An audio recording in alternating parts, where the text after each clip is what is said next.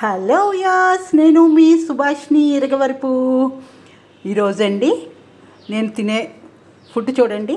మేము కొత్త ఆవకాయ పెట్టేసుకున్నామండి. వేడివేడి అన్నంలోని ఆవకాయ వేసానండి.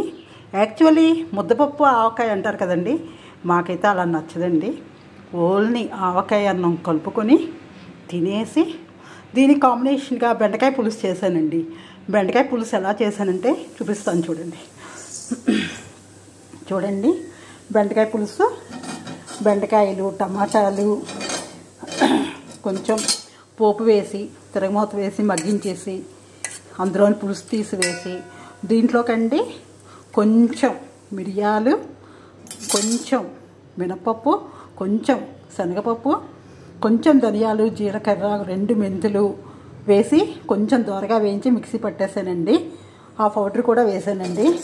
చాలా యమ్మీగా ఉందండి. ఇప్పుడు ఇంక ఈరోజు కొత్త ఆవకాయ ఈ బెండకాయ పులుసు అండి. అదే మేము చాలా చేస్తామండి. ఇలాగే ఎప్పుడైనా ప్రతిరోజు ఏదో ఒక పులుసు చేస్తానండి, కర్రీ చేస్తాను. ఈరోజు బెండకాయ ఫ్రై కూడా చేశానండి, అది చూపిస్తాను చూడండి.